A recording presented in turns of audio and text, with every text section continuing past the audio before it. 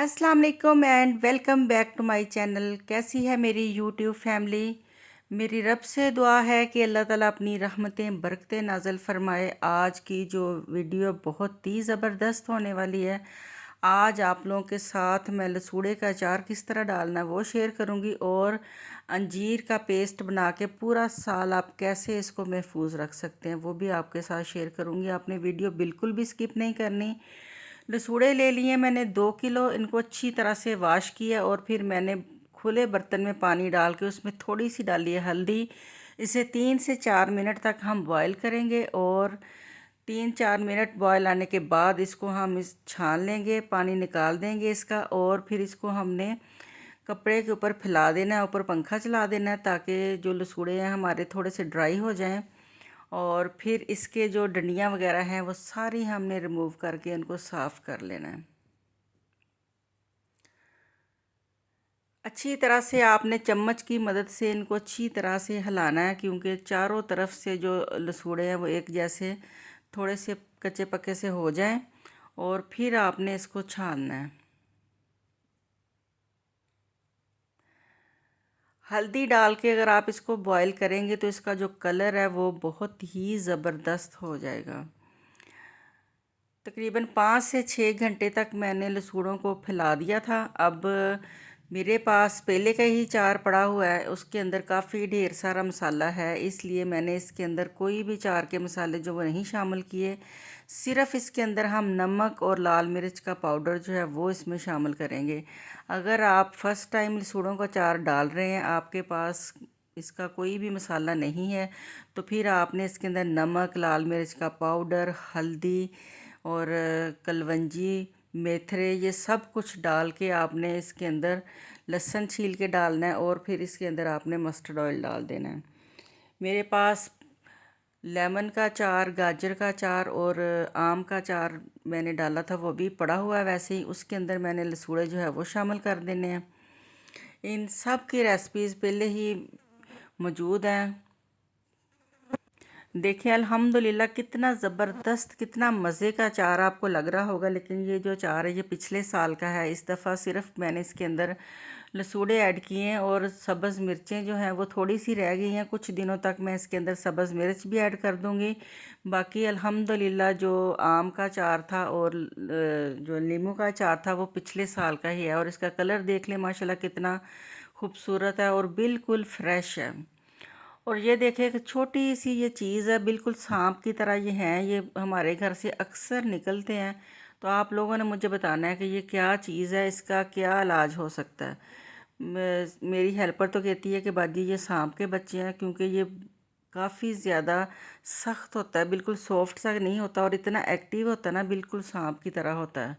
और इसको हम आराम से मार सकते हैं, लेकिन ये है कि इससे डर बहुत लगता है। तो इसका कोई भी अगर हल है आपके पास कि ये क्या चीज़ है, इसे हम किस तरह से ख़त्म कर सकते हैं, तो प्लीज़ मेरे साथ ज़रूर शेयर कीजिएगा।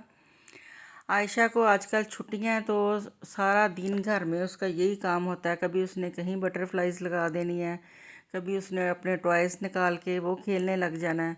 तो माशाल्लाह से सारा दिन उसकी घर में शरारतें चलती हैं।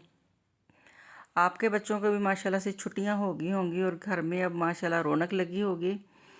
तो आप लोगों ने बताना है कि किस तरह से आप अपने बच्चों को हैंडल करते हैं, और कैसे बच्चे जो हैं वो अपना छुट्टियों का काम कर रहे हैं, किस तरह से उनकी जो स्टडी है वो चल रही है। अंजीरें ले लिए जी मैंने तकरीबन 1.5 किलो के करीब। तो उसमें मैंने एक जो बड़ा मग होता है ना पानी वाला, वो डाल दिया। उसमें डाल दिया मैंने चीनी। चीनी आपने अपनी पसंद के हिसाब से कम या ज़्यादा डालनी है, और इसको फिर हम पकाएंगे। जब ये थोड़ी सी पक जाएगी, 3 से 4 मिनट हो जाएंगे, फिर हमने इसको ब्लेंड कर लेना, और फिर आपने इसको अच्छी तरह से पका लेना है। साथ साथ हो रहा है सालन रेडी। मैंने मसाला जो है वो रेडी कर लिया है। इसके अंदर मैं डालूँगी ग्वार की जो फली होती है वो आधा किलो मैंने ली थी, और मेरे हस्बैंड या बच्चे बिल्कुल भी नहीं खाते, सिर्फ मैं और मेरी हेल्पर खाते हैं, तो इसलिए मैंने सोचा कि मैं थोड़ा सा इसका सालन बना लूँ।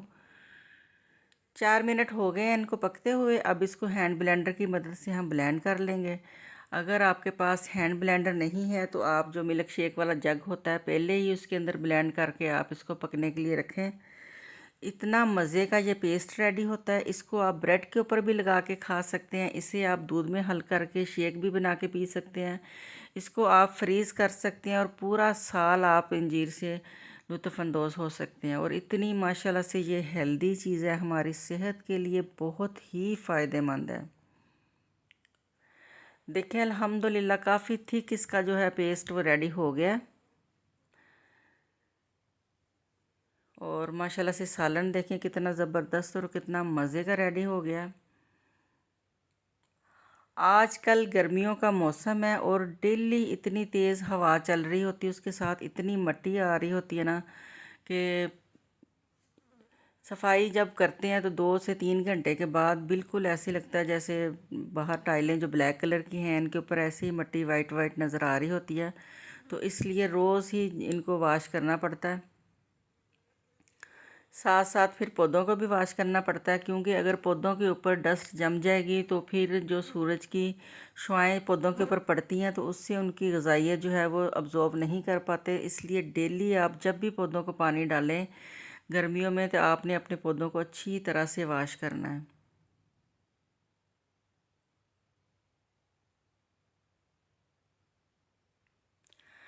माशाल्लाह से इतने फ्रेश और इतने खूबसूरत, और हर पौधे का जो कलर है बिल्कुल डिफरेंट है।